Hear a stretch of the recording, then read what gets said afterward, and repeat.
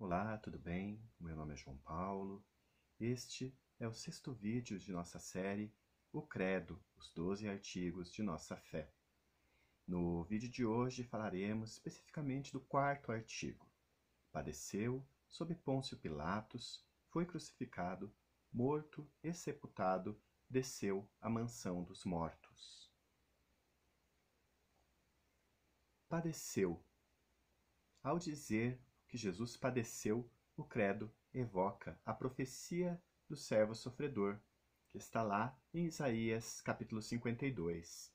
Várias vezes, o próprio Jesus havia dito que ele deveria sofrer, morrer e ressuscitar no 3º dia, mas os discípulos não foram capazes de entender esse sofrimento. Pedro chegou a dizer: Deus, não o permita, Senhor, isso jamais te acontecerá. Jesus respondeu: Afasta-te de mim, Satanás, conforme Mateus, capítulo 16, versículos 22 e 23. Na Bíblia, Satanás ou Satã é aquele que desvia uma pessoa do caminho de Deus. Jesus procurou ajudar os discípulos a entenderem melhor o caminho de Deus. Na transfiguração, diante de Pedro, Tiago e João, ele conversou com Moisés e Elias sobre a sua paixão e morte em Jerusalém. Assim, ficou claro para eles que tanto a lei como a profecia confirmavam Jesus em sua missão e mostravam que o caminho para a glória da transfiguração passa pela cruz. Mas os 3 discípulos estavam dormindo, conforme Lucas, capítulo 9, versículo 32. Não é fácil acreditar no valor libertador do sofrimento. Sob Pôncio Pilatos. Pilatos teve tudo a ver com a história da paixão e morte de Jesus na cruz, pois Jesus foi condenado e executado pelo Império Romano, cujo representante oficial era Pilatos, que mandou escrever na cruz, em 3 idiomas diferentes, a causa da condenação. INRI: Jesus Nazarenus Rex Iudaeorum. Jesus Nazareno, o rei dos judeus. A condenação de Jesus foi feita a pedido das autoridades do povo judeu, que insistiram com Pilatos para que condenasse Jesus. Pilatos acabou atendendo o pedido deles e lavou as mãos, conforme Mateus, capítulo 27, versículo 24. A mulher de Pilatos ainda tentou demovê-lo, conforme Mateus, também no capítulo 27, versículo 19. O povo judeu gostava de Jesus e nunca teria pedido a sua morte. Foi exatamente o fato do povo gostar tanto de Jesus que o levou a ser crucificado. O pedido das autoridades judias com relação à sua condenação e sua crucificação era por conta de sua popularidade junto à população. Mas a responsabilidade última era do Império Romano, representado por Pilatos. Foi crucificado. A morte na cruz era um terrível castigo, criado pelo Império Romano para dissuadir qualquer um a querer rebelar-se contra o poder central do imperador. Uma pessoa condenada à morte de cruz era flagelada e maltratada pelos soldados. A flagelação dos judeus era de 40 batidas menos uma. A flagelação dos romanos era sem limites, até o soldado cansar de bater. Depois da flagelação, o condenado devia carregar a cruz até o lugar chamado Calvário, onde era suspenso na cruz. Ficava aí, exposto, totalmente nu, com terríveis dores, até morrer asfixiado. O corpo ficava pendurado na cruz até apodrecer ou ser comido por animais. Só se podia tirar o corpo com licença do governador. José de Arimateia teve a coragem de pedir licença a Pilatos e colocou o corpo de Jesus em um túmulo novo, como vemos em Mateus capítulo 27, versículos 57 a 60. Eram 9 horas da manhã quando crucificaram a Jesus, conforme Marcos capítulo 15, versículo 25. Jesus morreu às 3 horas da tarde, conforme Marcos capítulo 15, versículo 33. Ficou 6 horas agonizando na cruz. Em algumas das antigas imagens da cruz, vemos uma pequena caveira pregada na madeira, bem embaixo dos pés de Jesus. A caveira simbolizava a caveira de Adão, que assim recebia as gotas do sangue redentor que caíam dos pés de Jesus. Aquela caveira de Adão é a caveira de todos nós. O sangue de Jesus nos liberta. Morto.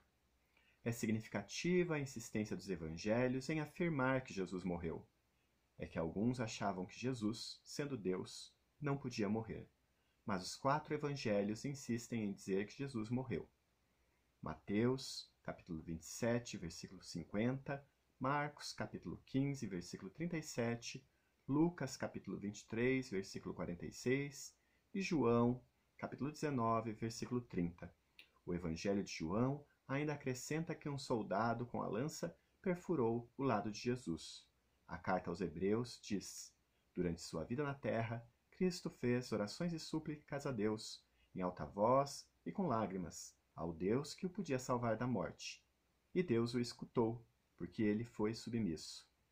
Embora, sendo filho de Deus, aprendeu a ser obediente por meio de seus sofrimentos.